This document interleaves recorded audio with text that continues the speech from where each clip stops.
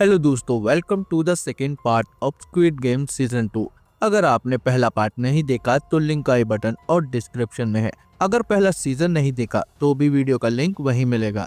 चौथे एपिसोड की शुरुआत में कीहुन वोटिंग के रिजल्ट के बारे में सोच रहा था। चोंगबे कहता है जो होता है अच्छे के लिए होता है। तभी प्लेयर नंबर 1 कुछ लोगों के साथ आकर कीहुन से आगे की गेम में मदद करने को कहता है और अगली गेम के बारे में पूछता है। पिछली बार सेकंड गेम डालगुना थी जिसमें आसान शेप ट्रायंगल थी। बूढ़ा जोंगबे इसके बारे में दूसरों को बताने से मना करता है ताकि इनाम की रकम ज्यादा बढ़ सके, लेकिन कीहुन का मकसद ज्यादा से ज्यादा लोगों को वहां से जिंदा निकालना था। प्लेयर नंबर 1 कीहुन से इतनी बड़ी रकम जीतने के बाद इस गेम में दोबारा आने की वजह पूछता है।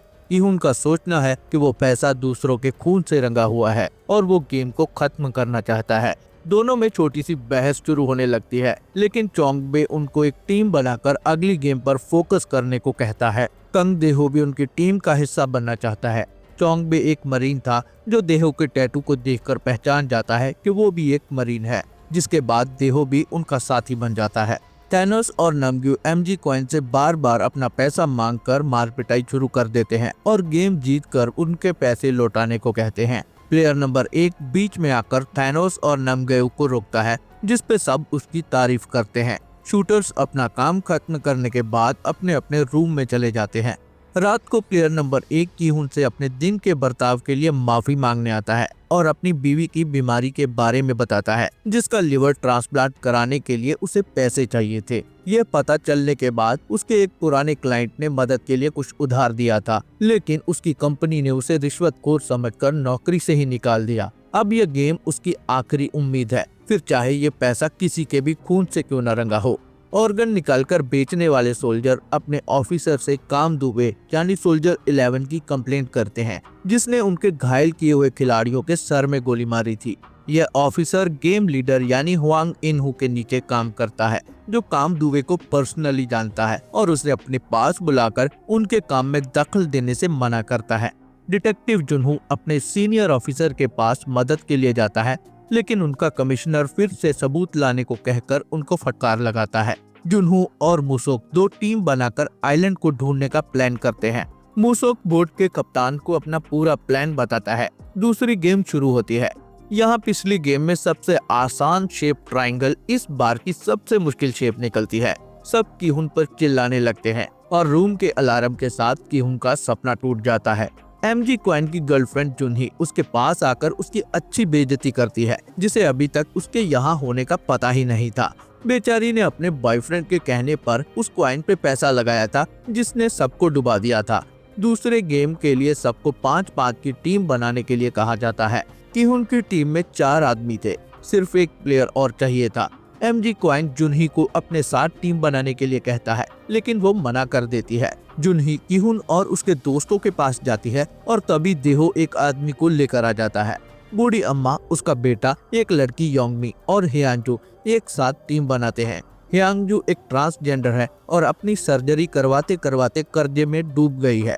उनकी टीम में वो शामिल औरत सियोनो भी शामिल होती है, जिसे कोई अपने साथ नहीं रखता। टीम सिलेक्शन का टाइम खत्म होने के बाद गेम के रूल्स बताए जाते हैं। सारे प्लेयर्स के पैर जोड़ी में बांधे जाएंगे और सबको एक साथ चलना होगा। हर 10 मीटर पे एक खिलाड़ी एक मिनी गेम खेल कर जीतेगा और टीम आगे बढ़ेगी। 5 मिनट में 5 गेम्स जीतकर फिनिश लाइन को क्रॉस करने वाले विनर होंगे। एक खिलाड़ी एक गेम खेल सकता है और ये है 5 मिनी गेम्स। पहला ताकची, दूसरा फ्लाइंग स्टोन, तीसरा कॉन्गी, चौथा स्पिनिंग टॉप और 5वां शेकी। पहली 2 टीम्स गेम शुरू करती हैं। उनके पैर आपस में बांधकर लॉक कर दिए जाते हैं। पहली टीम फ्लाइंग स्टोन में अटक जाती है और दूसरी टीम का टाइम कोंगी में खराब हो जाता है। पहली दोनों टीम में से कोई भी टाइम पर सारे पड़ाव पार नहीं कर पाता और उनको मार दिया जाता है। लाशें उठाने के लिए गार्ड्स आते हैं। एक आदमी अभी भी जिंदा था, जिसे ऑर्गन्स निकालने के लिए मार किया जाता है, लेकिन कामदुबे बॉक्स खुलवाकर उसको मार देती है। अगली 2 टीम्स खेलने के लिए मैदान में आती हैं, जिनमें से एक टीम बूढ़ी अम्मा की थी। 5वें एपिसोड में ये टीम्स गेम शुरू करती हैं। काफी ट्राई करने के बाद भी योंगमी से ताकची नहीं पलटता। हियांजू से ताकची का साइड पलटकर मारने को कहती है और वो गेम जीत जाती है। अम्मा का बेटा फ्लाइंग स्टोन को दूसरे चांस में पूरा कर लेता है। अम्मा कोंगी खेलती है और 2 बार फेल हो जाती है, जिसपे बेटा अम्मा को मोटिवेट करने के लिए अपने पापा की रखेल को गाली देता है और अम्मा गेम को कंप्लीट कर लेती है। शामिन बहुत घबराहट में स्पिनिंग टॉप खेलती है और बार बार फेल होने के बाद उम्मीद छोड़कर ऊपर वाले को याद करने लगती है कि हम मरने वाले हैं। लेकिन हियांजू उसको होश में लाने के लिए जोर से 2 थप्पड़ मारकर कहती है, अगर हार मानी तो ऊपर वाले से पहले हम तुम्हें मार देंगे। जिसके बाद वो गेम को पार कर लेती है। आखिरी गेम शेकी होती है। 15 सेकंड का टाइम बचा था। सबकी सांसें रुकी हुई थी। हियांजू शेकी को 5 बार अपने पैर से उछालती है। सारी गेम्स जीतकर वो लोग टाइम रहते ही फिनिश लाइन को क्रॉस कर जाते हैं और ये पहली टीम जीत जाती है। इसके बाद सारी टीम्स एक एक करके खेलती हैं। कुछ जीत जाते हैं, कुछ हार जाते हैं। जीतने वालों को वापस क्वार्टर रूम भेज दिया जाता है, हारने वालों को मौत मिलती है। आखिरी 2 टीम्स बची थी। किहुन अपनी टीम के साथ गेम शुरू करता है।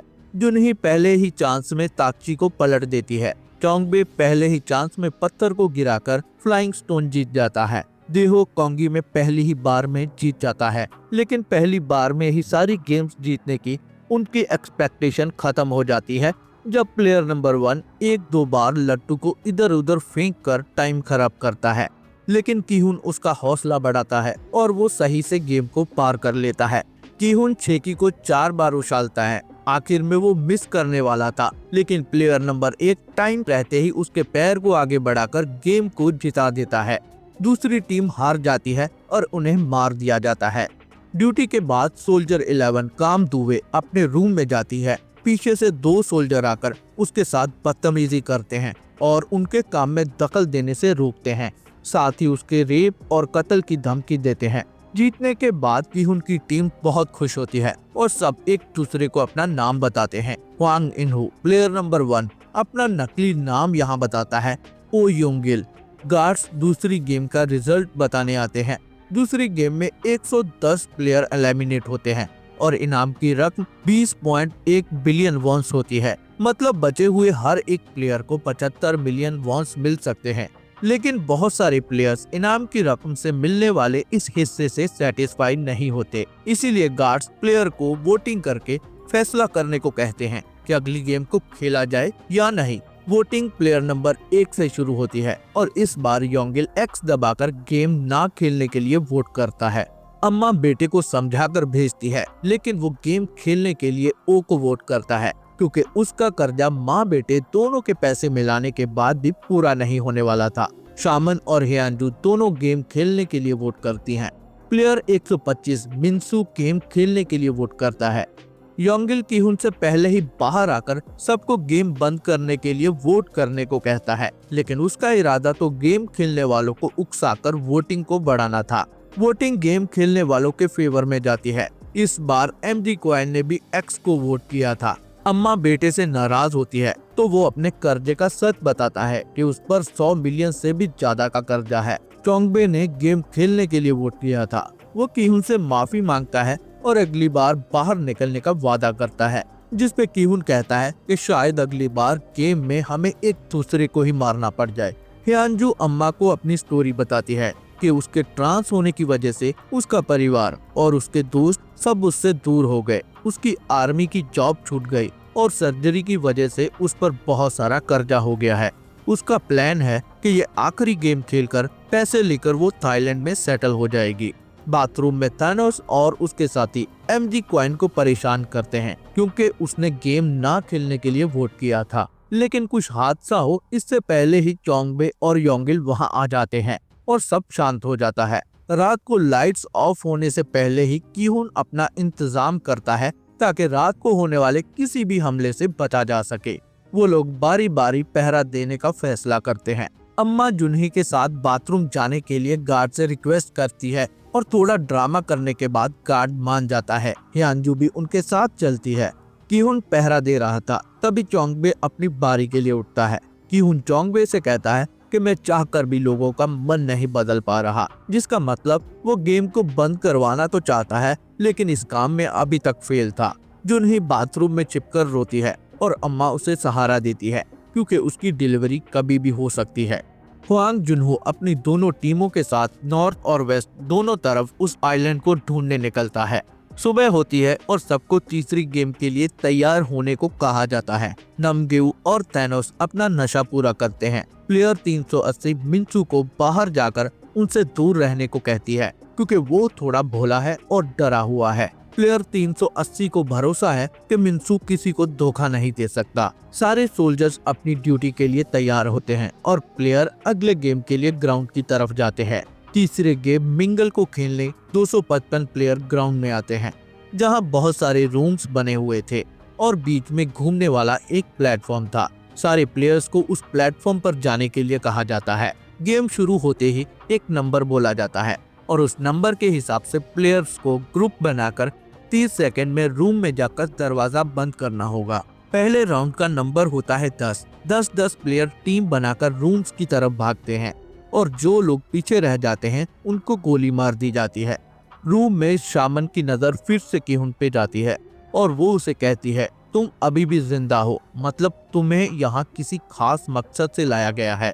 लाशों को ग्राउंड से हटाने के बाद दूसरा राउंड शुरू होता है और नंबर बोला जाता है 4। योंगिल अपने लिए किसी दूसरे ग्रुप को ढूंढने लगता है। सब रूम्स में चले जाते हैं और पीछे फिर से गोलियां चलने लगती है। एक रूम में 3 प्लेयर होते हैं, इसीलिए उनको भी एलिमिनेट कर दिया जाता है। अगला राउंड शुरू होता है और टीम का ग्रुप बनाने को कहा जाता है। मिनसुक प्लेयर 380 का साथ छोड़ देता है। अम्मा के बेटे को 2 प्लेयर खींच कर ले जाते हैं और अम्मा अकेली रह जाती है, लेकिन योंगिल और किहुन टाइम रहते ही अम्मा को अपने साथ खींच कर ले जाते हैं और बचा लेते हैं। राउंड खत्म होते ही सब रूम से बाहर आते हैं। मिनसुक को अपने किए पर पछतावा होता है। अभी तक किहुन और अम्मा की पूरी टीम जिंदा थी। अगला राउंड शुरू होता है और 6 लोगों का ग्रुप बनाने को कहा जाता है। भागते टाइम योंग भी रास्ते में गिर जाती है। ह्यांजू उसे लेने वापस जाने की कोशिश करती है, लेकिन एमजी क्वाइन ह्यांजू को धक्का मारकर दरवाजा बंद कर देता है। योंग भी बाहर रह जाती है और उसे गोली मार दी जाती है। आखिरी राउंड शुरू होता है और योंगिल एक आइडिया लगाता है कि अब नंबर 2 बोला जाएगा, क्योंकि वहां सिर्फ 50 कैमरे हैं। टोटल 126 प्लेयर बचे हैं। प्लेटफॉर्म रुकते ही नंबर 2 बोला जाता है। सब लोग रूम्स की ओर भागते हैं। चोंगबे और योंगिल एक रूम की तरफ भागते हैं जहां पहले से ही 2 आदमी घुस रहे थे। योंगिल उनको अंदर जाने से रोकता है। चोंगबे अंदर चला जाता है, लेकिन वहां पहले ही एक आदमी था। गेम जीतने के लिए टाइम पूरा होने से पहले ही योंगिल उस आदमी को मार देता है। ये देखकर चोंगबे के होश उड़ जाते हैं। फाइनल राउंड खत्म होने के बाद सब लोग क्वार्टर रूम में वापस आ जाते हैं। जुनहो ड्रोन के साथ आसपास के एरिया को चेक करता है, जिसे देखकर बोट का कप्तान बहुत इंटरेस्ट दिखाता है। रूम में आते ही एमजी क्वाइन चुन्ही को गेम से बाहर जाकर नई जिंदगी शुरू करने को कहता है। उसका इंटरेस्ट जुन्ही को मिलने वाले पैसे में था, न कि जुन्ही और उसके बच्चे में। चोंगबे को मिलाकर ओ को वोट करने वाले टोटल 56 लोग होते हैं और अगली वोटिंग जीतने के लिए एक्स को वोट करने वाले 7 लोग और चाहिए। अगर इस गेम को खत्म करना है, गार्ड्स तीसरी गेम का रिजल्ट अनाउंस करने आते हैं। अगर ये गेम यहीं रोक दिया जाता है तो हर एक खिलाड़ी को 356 मिलियन वॉन्स मिल सकते हैं। वोटिंग फिर से शुरू होती है। इस बार पहला वोट किहुन एक्स को करता है। चोंगबे अपना वोट चेंज करके एक्स को डालता है। प्लेयर 380 और प्लेयर 125 थैनोस के डराने के बाद भी एक्स को वोट करते हैं। ह्यांजू भी एक्स को वोट करती है। वहीं दूसरी ओर जुन्हो को एक आइलैंड पे कुछ नजर आता है, जिसे पास जाकर देखने के लिए वो लोग पैदल टीम के साथ एरिया को सर्च करते हैं। उनको वहां एक दरवाजा मिलता है, जिसे खोलते ही एक ब्लास्ट हो जाता है। मतलब ये उनके लिए एक ट्रैप बनाया गया था। अम्मा का बेटा माँ की बात मानकर एक्स दबाता है। चोंगबे किहुन को गेम में योंगिल के एक आदमी को मारने की बात बताना चाहता है, लेकिन अभी योंगिल का वोट बाकी था। योंगिल का एक्स को वोट चोंगबे को चुप करवा देता है। वोटिंग का रिजल्ट टाई हो जाता है। एग्रीमेंट के हिसाब से वोटिंग टाई होने के बाद वोटिंग दोबारा होगी, इसीलिए सबको एक दिन सोचने का टाइम दिया जाता है। हादसे में जुन्हो की टीम का एक आदमी मारा जाता है, लेकिन फिर भी वो अपनी खोज को जारी रखते हैं। किहुन चोंगबे से दोबारा पूछता है कि गेम में योंगिल ने क्या किया था, लेकिन योंगिल को देखकर वो बात को बदल देता है।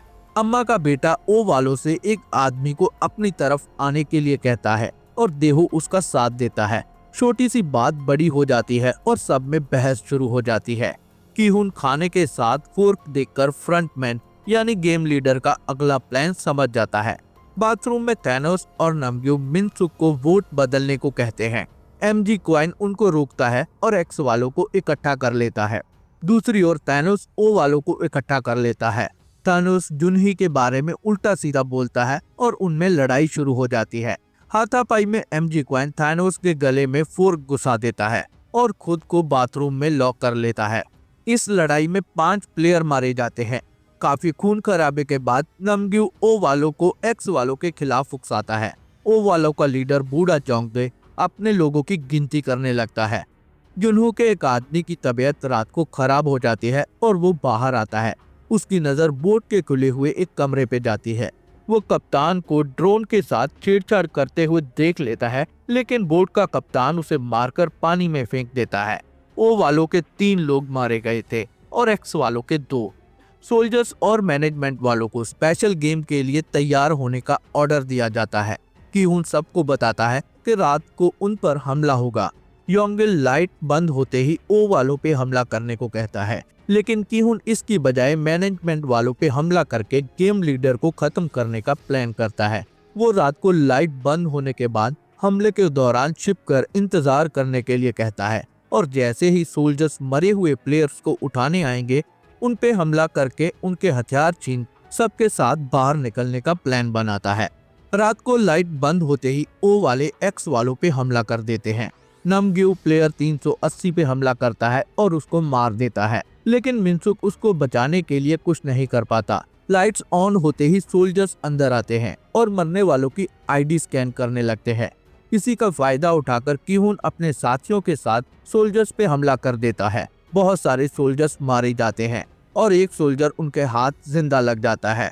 ऑफिसर सारे सोल्जर्स को पीछे आने के लिए बोलता है और बाकी सोल्जर्स को इकट्ठा करता है कि उनके साथी सारे हथियार जमा करके गेम खत्म करने के लिए बाकी लोगों से पूछते हैं कि जो भी गन चलाना जानता है और हमारा साथ देना चाहता है वो आगे आ सकता है। कुछ लोग उनका साथ देने के लिए मान जाते हैं। हियांजू सबको गन चलाने की बेसिक बातें बताती है क्योंकि वो एक सोल्जर रह चुकी है। जिंदा पकड़ा हुआ सोल्जर एक बच्चा था। उसको आगे लगाकर वो लोग कंट्रोल रूम की तरफ बढ़ते हैं और ऊपर से सोल्जर उन पर गोलियां चलाने लगते हैं। उन सोल्जर्स को मारने के बाद वो कैमरास को तोड़ते हुए आगे बढ़ते हैं।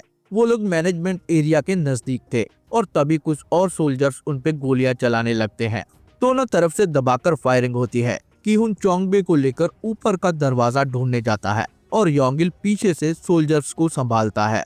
मास्क की मदद से कीहुन और चोंगबे एक दरवाजे को पार कर लेते हैं और आगे कंट्रोल रूम की सीढ़ियों से होते हुए ऊपर जाते हैं। पीछे से उनके साथियों की गोलियां खत्म हो रही थी। चोंगबे और कीहुन के पास भी गोलियां खत्म हो रही थी, इसीलिए वो योंगिल से गोलियां और बैकअप मांगते हैं।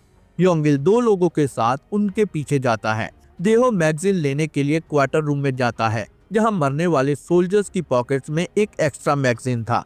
योंगिल अपने 2 साथियों के साथ आगे बढ़ता है कि उनके पास गोलियां खत्म हो जाती हैं और चोंगबे उसको कवर देता है ताकि वो ऊपर से मैगजीन ला सके। देहो क्वार्टर से मैगजीन जमा करता है। योंगिल कीहुन के पास जाता है और वो उसे कुछ मैगजीन देता है ताकि पीछे से हमला कर सके। गोलियों की आवाज सुनकर देहो आगे नहीं बढ़ता और वो डर से पीछे ही मुड़ जाता है। हियांजू उसे देखने पीछे जाती है। योंगिल अपने साथ आए हुए दोनों आदमियों को मार देता है और कीहुन से कहता है कि हम हार गए। हियांजू देहो की हालत देखकर उसे संभालती है और सारे मैगजीन लेकर वहां से जाने लगती है, लेकिन इतने में सोल्जर्स वहां आ जाते हैं। हियांजू उन पे हमला करने लगती है, लेकिन अम्मा उसे रोक देती है। बाकी बचे हुए बागी खिलाड़ी सरेंडर करने जाते हैं, लेकिन सोल्जर्स उनको मार देते हैं। कीहुन के पास गोलियां खत्म हो जाती है। चोंगबे और कीहुन भी सरेंडर कर देते हैं। गेम लीडर कीहुन से पूछता है क्या हीरो बनकर मजा आया। गेम लीडर उसके सामने ही चोंगबे को गोली मार देता है और उसे जिंदा छोड़ देता है। इसी के साथ सीजन 2 का एंड होता है। आप लोग सोच रहे होंगे ये कैसा एंड हुआ। इस एंड का मतलब है सीजन 3 जल्दी ही आएगा और मोटा मोटी सोचा जाए तो कीहुन को जिंदा छोड़ने का मतलब है आगे आने वाला सीजन ज्यादा इंटेंस और इंटरेस्टिंग होगा। कैसे कीहुन अपनी इस बड़ी हार के बाद आगे बढ़ पाएगा, अपनी आंखों के सामने अपने दोस्त की मौत का पछतावा क्या उसे नया रूप देगा। ये सब देखने के लिए हमें इंतजार करना होगा सीजन 3 का। तब तक आप चैनल को सब्सक्राइब करके वीडियो को लाइक और शेयर करिए अपने दोस्तों के साथ। मिलेंगे अगले वीडियो के साथ, तब तक जय हिंद।